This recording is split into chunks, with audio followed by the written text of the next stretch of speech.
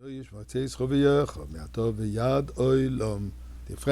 today Rosh Hashanah, right? Tu B'Shvat, Rosh Hashanah for the trees. First, let's give some tzedakah, and let us talk a little bit about this Rosh Hashanah. Pasuk says, "Ki ha'adam eitz hasadeh." Man is likened to a tree. So, just like there are many prominent people in the Torah, today I would like to discuss some prominent trees that we find in the Torah. Some are known, some less known.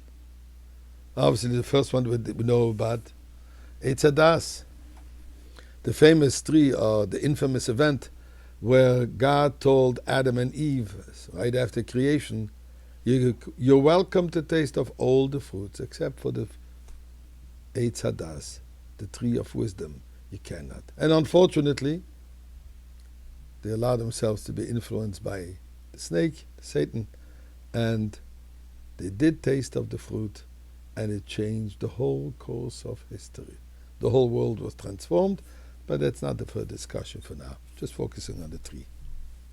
In fact, there was also Eitz HaChaim, the tree of life, which was blocked. They should not reach to it because that's the tree which we have ultimate life in the time of Tchis HaMesim, of the resurrection of dead. 10 generations later, Noach is ready for an entire year in his ark, and he's trying to figure out if it's time to leave. He sends out a dove 3 times. First time, dove comes right back without anything. Second time, it comes back with a branch of an olive tree growth. Then this third time, it didn't come back at all, so Noach understood time is ripe for them to leave. This olive tree branch has become the symbol of peace. And the reason? Because this symbolized the peace which was created between God and man after the flood. So, peace between man and man. Very important, obviously. Remember when Avraham Avinu was, after his 3rd day of his circumcision, he's sitting outside of his tent, waiting for guests. God is present, and then suddenly out of nowhere, 3 humans, they were actually angels, but they came presented as humans. He welcomed them. Where was he sitting? Where was he welcoming them? Under the tree. The whole story of Avraham Avinu, notifying Avraham Avinu about the son of birth of Yitzchak, 3 related. Adam Eitz Hasadeh.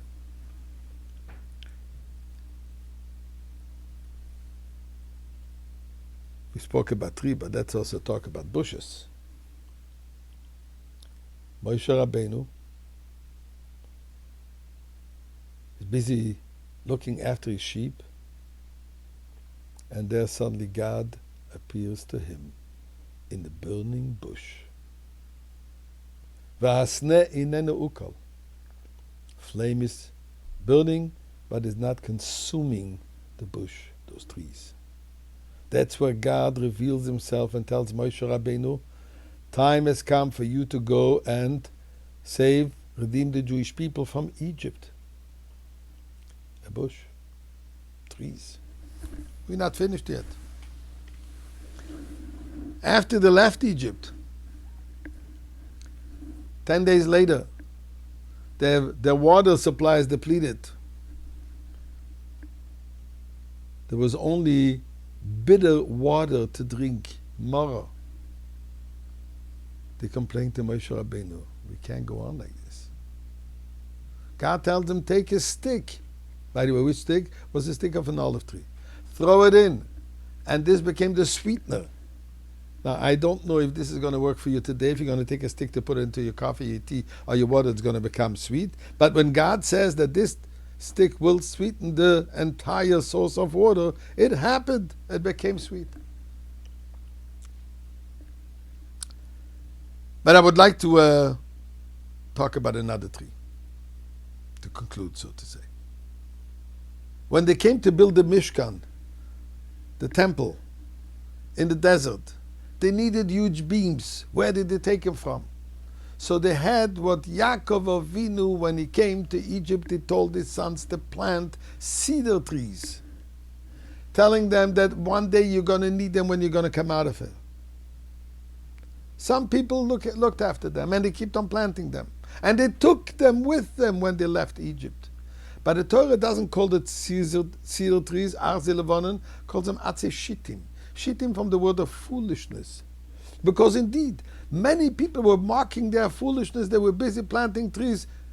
Forget it. You're not going out of Egypt. What do you need it for? They were stubborn. And they did believe, quote unquote, foolishly. And at the end, we know who were the fools. Those who didn't believe were the fools.